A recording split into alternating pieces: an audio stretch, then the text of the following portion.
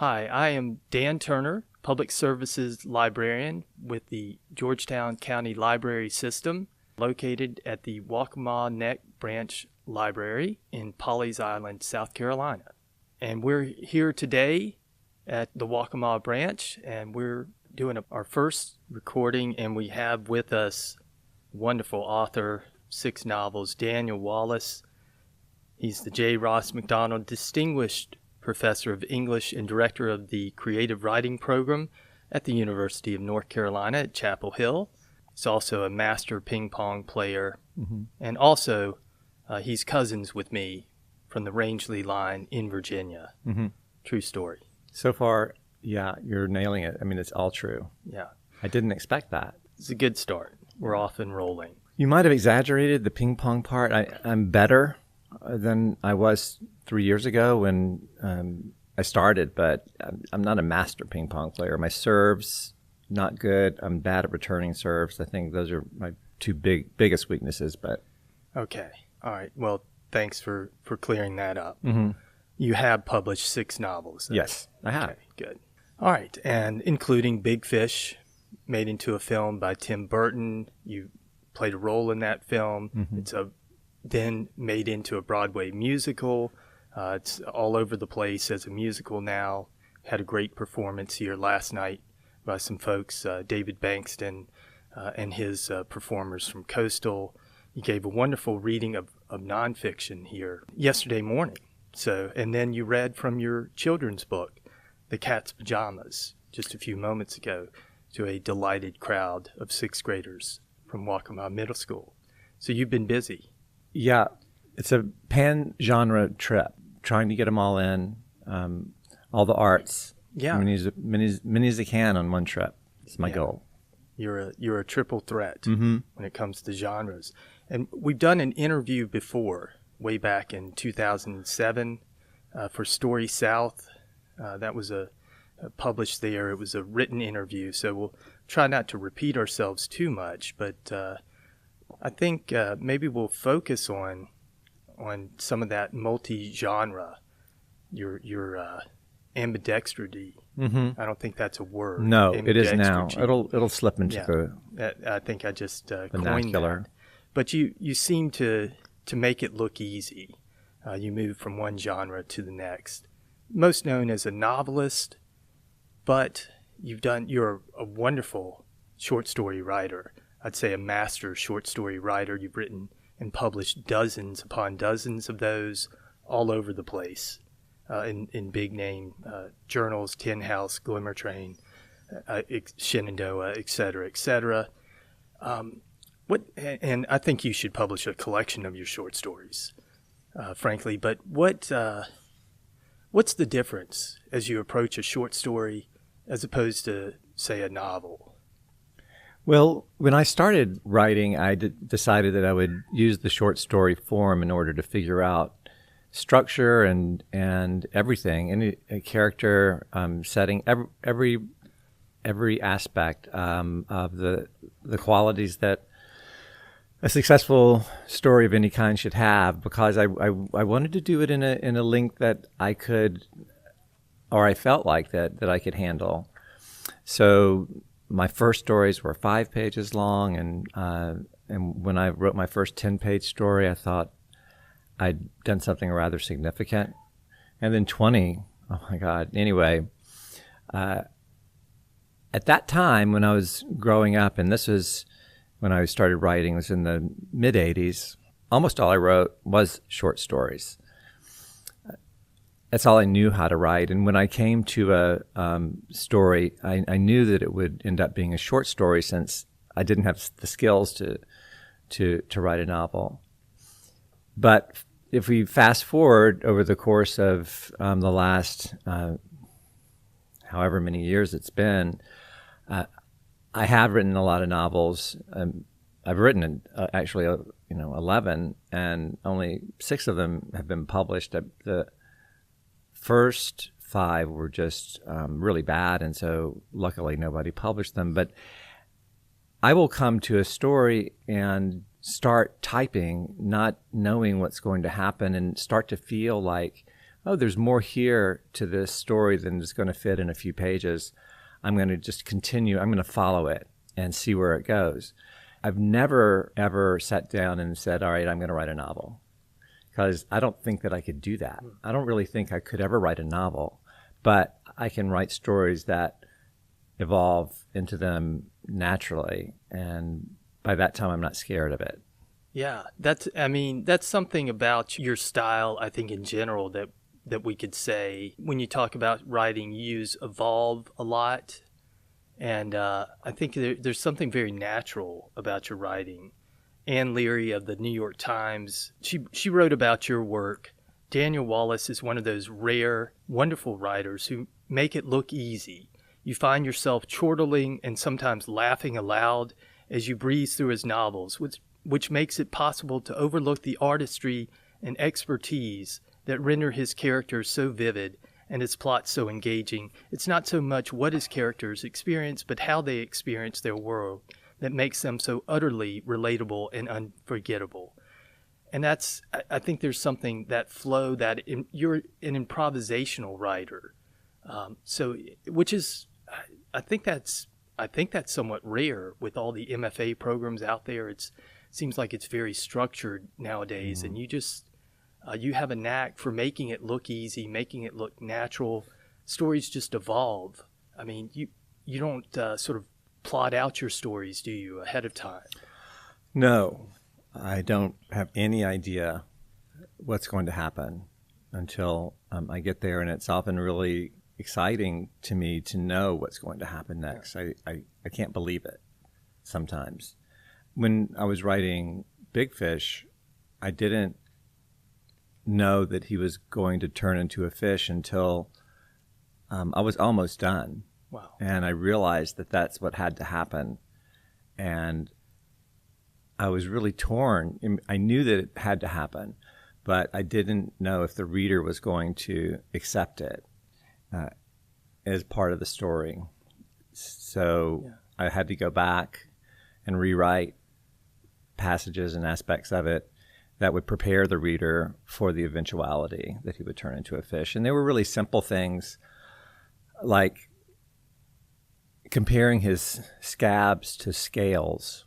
I had him in the pool, and Flannery O'Connor mentioned this in an interview, that you can plant these seeds in a reader's mind that prepare them for a story, the end of a story, that they don't know that they're being prepared for. And so that book was a lot like the rest of my books. I didn't know until I got to the end. Yeah, I mean, you could have gone with a big bird or a big pig or something. There were so many animals. Yeah. And I narrowed it down. I wrote every animal up on a little blackboard and then just started crossing them out. Leopard, no. Armadillo, no. Sure. Yeah, I can see that. But I think Robert Frost.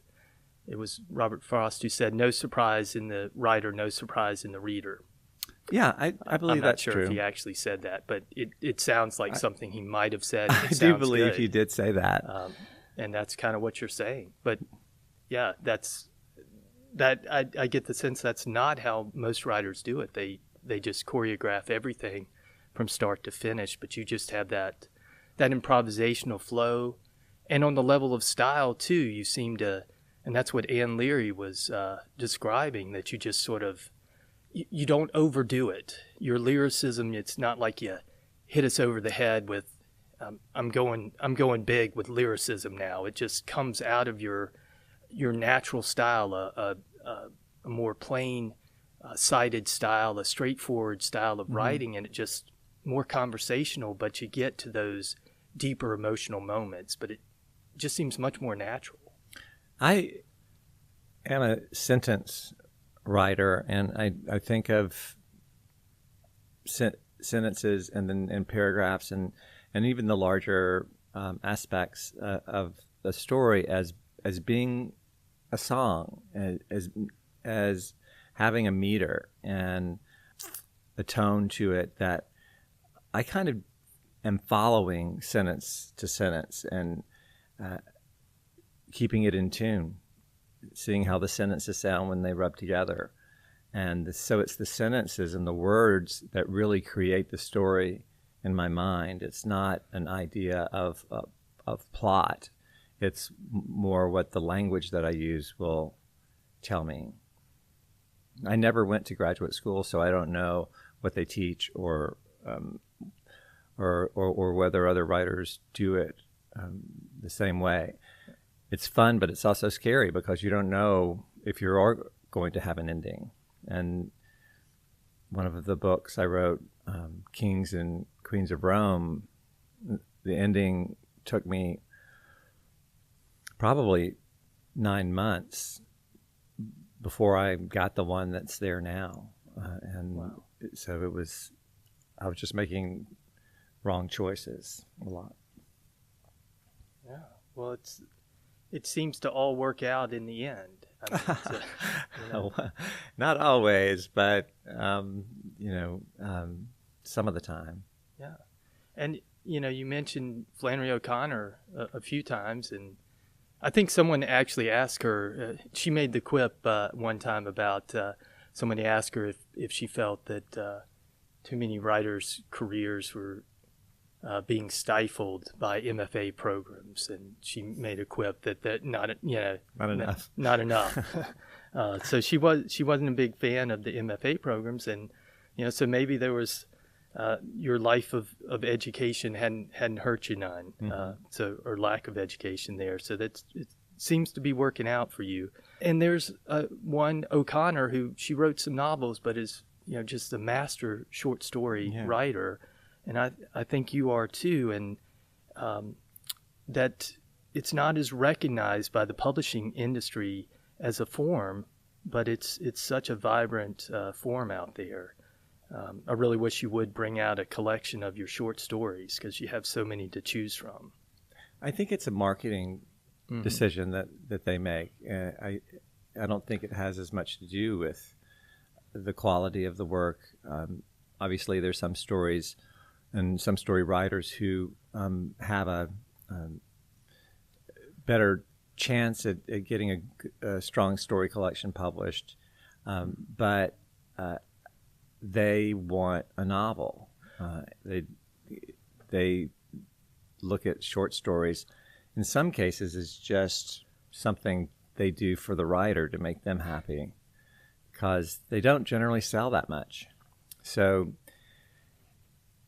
I don't know. I think it's possible that carries over even to me in my mind when I'm thinking about writing. When I'm writing something, do I want to spend a couple of weeks on a short story, or do I want to start on something bigger? It does make a difference now. And ever since I started writing novels, the stories have diminished in number. I've done a lot of flash fiction, short pieces that were, a couple of pages long, which is fun. It's a nice break from the longer stuff, but I definitely appreciate all the nice things you said about my stories. Yeah. Well, you do flash fiction, those real quick-hitting short stories. You also you've gotten into nonfiction, and those are pretty amazing as well. I love your essays. You've done a lot for Garden and Gun. Those are available online. Garden Gun magazine, a regular contributor, like the one about your road trip to Alabama's not yet famous Coondog Cemetery, or the how-to piece about properly naming a dog, poor Rudy, or there's a wonderful profile about the sculptor Granger McCoy. His son and grandson actually live here in Pawleys. Wow. His son's he's an awesome Boy Scout, like the best Boy Scout ever. But those are wonderful pieces. How do you negotiate that sort of divide between fiction and nonfiction? How do you approach nonfiction differently, if at all? Well, there's the creative nonfiction, and then there are the magazine pieces, right, which are somewhat different because I'm interviewing somebody over the course of a day or maybe 2 days. And usually the pieces are not investigative in any way. They're all pleasure pieces that are there to say nice things about the person I'm sort of hanging out with for a couple of days. So they present all the information, and I put it in a form that's suitable for the magazine. But the creative nonfiction, the stuff that I make up that is drawn from my own life, is different. Definitely, it's almost the opposite of fiction, because it's all true, first of all, and all the story's there already in some form. I have to find it out by researching at times, or doing a lot of interviews, reading whatever material there is out there on my subjects. But I feel like that's just a process of hard work and collation. Then the really hard part of it is the structure, is how to tell this story so that it's interesting to a reader, how to chop up somebody's life so they fall into the same kind of world that fictional characters live in. And so that's a real challenge. But this is something I've started doing relatively recently, and it's refreshing to be able to learn a new art form, and I think it keeps my brain active. It's like doing push-ups for my brain, which is, think about that for a second. That's not a very pretty picture. No. Yeah. No, not at all. Wow. I don't think a brain could do push-ups because it doesn't have arms. That was really, I was bragging about your how fluid and natural your metaphors were. Yeah. They just flowed out of your sentences. Well, I think I just lost it just now. You completely lost touch with that. That was a brain push-ups. Brain sit-up. A brain could possibly do a sit-up. Maybe a sit-up or Kegels or something. Mm-hmm. It could probably do some Pilates. Yeah, Pilates. I don't think, but definitely not push-ups. No. That was way out of bounds. You got to send that back to the factory. Yeah. Wow. Okay. So we'll try to get back on track here. Even those pleasure pieces, where you have a given structure that you did, magazine work, you're able to weave a narrative in there. So I think those are still impressive pieces of nonfiction. And you're a comic writer, in the larger sense that comedy, it ends well. There are no terrible tragic endings. So everything turns out okay, which is, it's tough to do. There are not too many writers who do that, where things turn out well. Often the easy out is to have a tragic ending, traumatic ending, but you deal with tough topics, hard topics, but they turn out well, and I think that's a gift as well.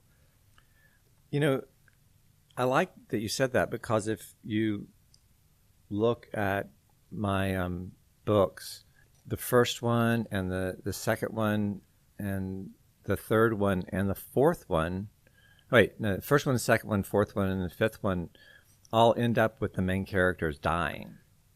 And yet they are happy endings in their own way. So I kind of get it both ways there. But the idea of my characters living any longer in the world that they found themselves in would be the actual sad ending. Mm-hmm. So I guess the idea here is that dying is not necessarily the worst thing that can happen. Yeah, there's redemption. It's a hard-edged, hard-fought redemption in your works, and there's humor too. It's comedy in that sense. Yeah, they're funny, but there's often an edge. There's a deeper purpose to the jokes and to the humor. So they're not wasted. I don't think anybody wants to read a long, sad story about somebody wasting away. Yeah. I think that humor is necessary for our own lives to get through it on a day-to-day basis. Who doesn't like a good joke? It is a great vitamin, I feel like. And it's also in fiction. It's a way of telling hard truths that are just as true when they're funny.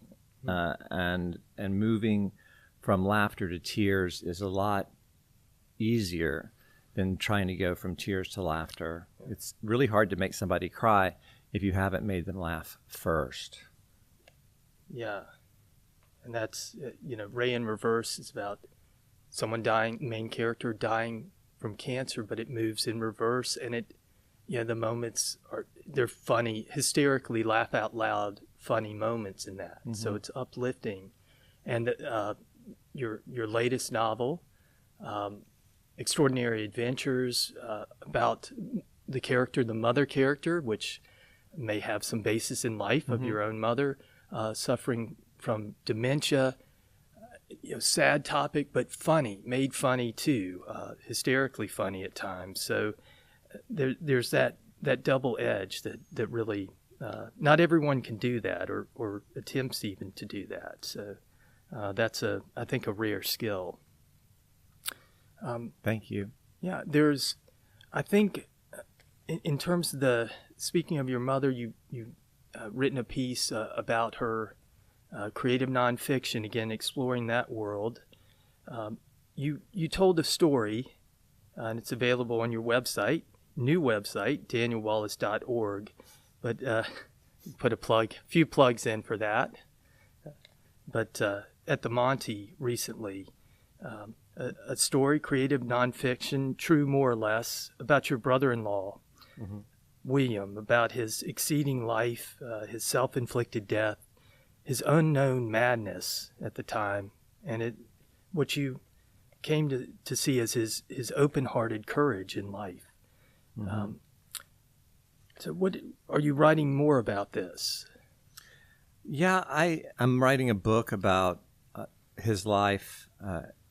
I discovered 20 of his private journals after his wife, my sister, died, and so I've been able to learn a lot about who he really was inside. I don't mean to say that was his real life. I think he had two lives, and maybe to some degree we all do. I think, were more sharply delineated than most of our lives are. He was a great heroic figure in his day-to-day life, but inside he was full of self-loathing and disappointment in himself and in the world, but also brilliant. The book is also about his best friend who was killed in Birmingham in 1994 in a drug deal gone bad. And William and Holly moved down to Birmingham from Chapel Hill in order to try to solve the case. And they do, in a way. So it's going to be about both of those deaths. Yeah. So that's your current main focus now. Yeah, that's everything right now. Wow. And you said at the end of that story, that a live talk, I was really struck by this. Most of who we are is played out in the dark, and that's why we need to tell our stories. Stories are a light we shine on ourselves, so we can be seen, so we can have our people see us for who we are. What can we hope to see? I think that we can't fully realize who we are in the world without sharing ourselves with other people, without opening ourselves up. And the alternative to that is this just really slowly building despair and an essential loneliness, no matter who you're with or how many people you're with. That's one of the things that I feel like is clear in William's life, is that he was never fully able to share the extent of his own damage. And he was so engaged with this character he created, who he said is one of the coolest guys he's ever met, and he didn't want to show anybody his insides. He said they couldn't take the real me, but it really, the truth is that he couldn't take the real him, and that's why it ended the way it did. I love that phrase, our people, so we can have our people see us for who we are. What do you mean by our people there? I mean, in one way, just the people we have around us, our loved ones, our family. I think it could be seen in a larger sense as well, is that we're part of a community and a larger world. But it's most important that the people we surround ourselves with know who they're with. So you're not a mystery. Yeah, that, and family in your works is such it's fraught and vexed, but it's a structure built to it takes a lot of hits, but it's built to last. It's also what helps people. There's a lot of hurt, but it also gets people through things, and so it's a big topic, and then loved ones and community beyond that, and readers and listeners, and so the stories are important. Create these made up stories, but also as you're getting deeper into important creative nonfiction, about your brother-in-law and sister, and about his friend, this murdered friend, and that whole kind of a murder mystery, and getting some sense of justice or light shine on that, and about your mother and her history. So this, kind of spreading the light and turning the dark into light there. But